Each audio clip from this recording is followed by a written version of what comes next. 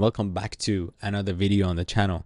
I'm Dr. Nasr, PGY3 internal medicine, soon to be hospitalist in the state of Florida. I'm here today. We're going to talk about living on Mars, what our body needs to be able to tolerate those conditions. And we're going to talk about all the latest research and all evidence-based studies that have been done and are being done, and how's AI helping us achieve these. Without further ado, let's get into it. So when you're going to Mars, or your patient is going to Mars, if you're looking at it as a doctor, you have to think about the radiation. First of all, the radiation is deadly. The gravity is very low and our bones basically will become brittle and our muscles could waste away. The soil is poisonous and basically our crops are not going to be able to grow over there. There's not enough water there, it needs to be extracted, and the atmosphere is basically unbreathable from all the toxic gases that are there. There's not enough oxygen and the temperatures are very low. So we are basically dealing with a lot. Our bodies will definitely not withstand these conditions. So we need to make the conditions work for us. So let's talk about what happened if you got exposed to that radiation, basically the cosmic bombardment. As we know, radiation affects the DNAs, which are basically our building blocks of our cells and the genetic information that we carry. So the DNA damage will be so significant that our natural repair mechanisms will basically not be able to tolerate. On top of that, the radiation sickness symptoms can happen. Of course, without natural repair process of DNA damage, you can have cancers, your brain and your memory could be damaged. And the breakthrough solutions that are currently found and being worked on are rat shield bacteria. These bacteria are known to reduce radiation by 22%. They are basically inspired by or created from extremophile organisms that can live and withstand basically very extreme environments. There's also supplements that are being produced and created. This AI is helping us with this one, tardigrade X supplement. It has shown to reduce that DNA damage in trials. So the first protections to become available and achieved by 2030, and then as a system that can be used for many, that will be by 2045. Those are the expected dates and numbers, but again, these could be faster or later depending on the issues, but we're expecting that with AI on our side we'll be able to achieve these even faster than expected. Now, what do we do with the poisonous soil? There's so much chemicals in that. So if those chemicals could attack our thyroid glands, they could block the oxygen transport in our cells, mitochondria, the nervous system accumulation. You're toxic to your brain and they could deposit in your brain, and basically no crops are going to grow in those soils. So what have we done for that? So we've designed what we call perclear bacteria, which basically reduce the percolates from 6,000 to under just 10 parts per billion in 30 days. And we have also had green starch cyanobacteria, which transform that sterile soil to a plant growing medium in 60 days. So you can see the studies that have been published on each of these. I have attached it in the description. You can go to, and I will upload it to my Patreon channel. Now, the timeline for the soil to become livable and non-toxic would be the basic systems in place by 2030 and will be complete by 2037.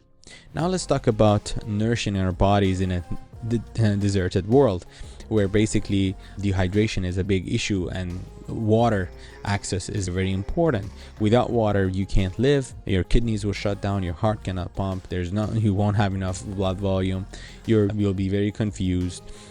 Severe dehydration is definitely a way that we see a lot of patients die. Now, aqua harvest system is shown that has been able to extract 5 liters daily from Mars-like soil using only solar energy. Again, the paper is in the description. They were also creating living filters which recycles 99.7% of the wastewater, and it can actually run 14 plus months without any having to replace those filters. So we think the initial systems will be there by 2029 and complete integration for water systems that are recyclable by 2038. The next thing we want to talk about is that low gravity and the effect. How our bones work is by pressure and the gravity and the weight. That's why we do a lot of exercises that stimulate long bones to grow and get stronger, because that process with what we call osteogenesis is both the destruction and then rebuilding and reconstruction of the bone.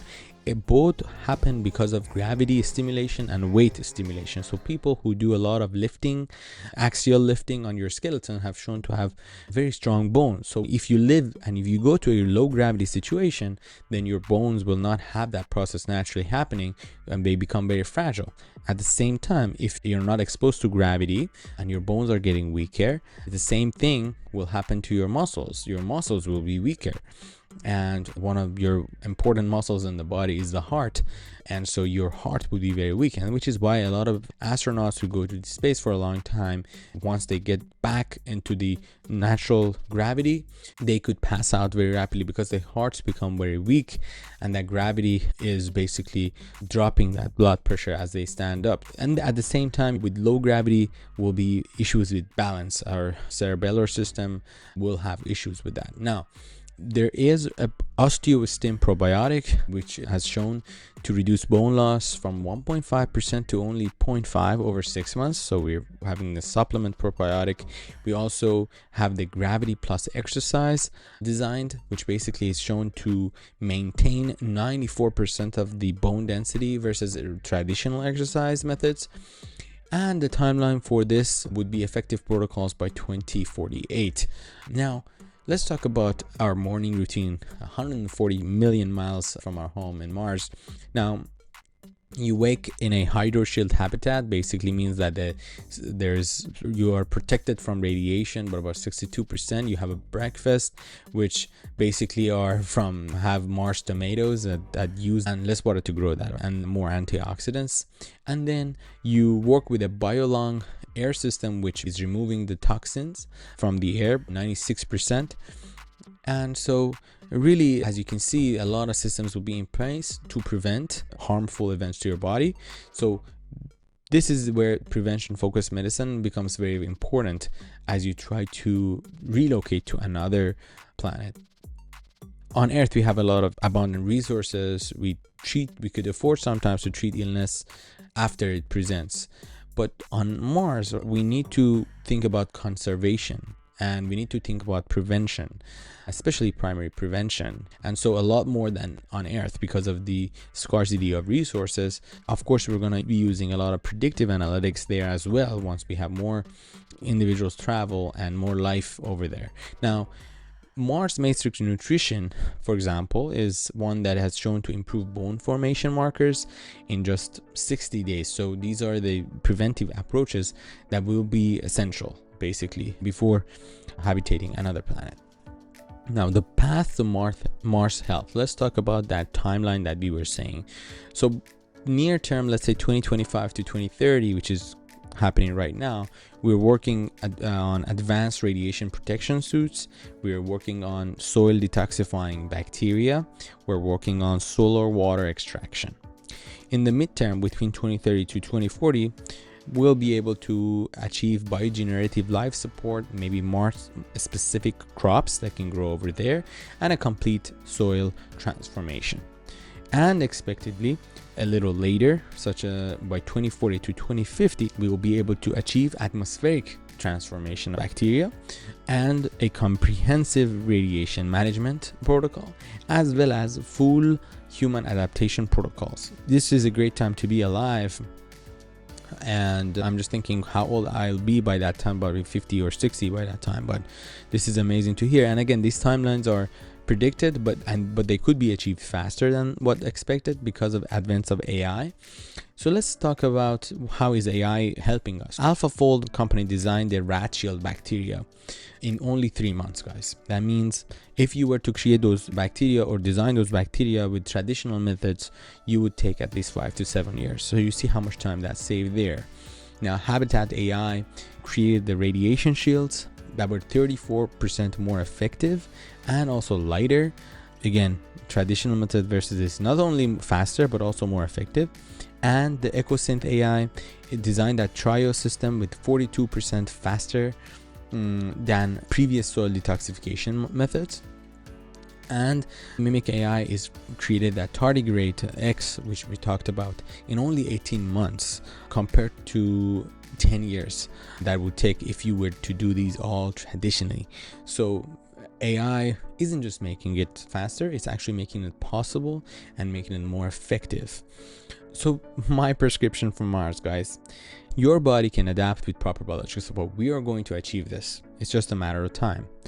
There is a lot of nature inspired solutions that are going to work best using our bacteria, genetically designed bacteria and the genetically designed crops to transform the soil, to transform the radiation, transform the atmosphere, and have everything adaptable for growth.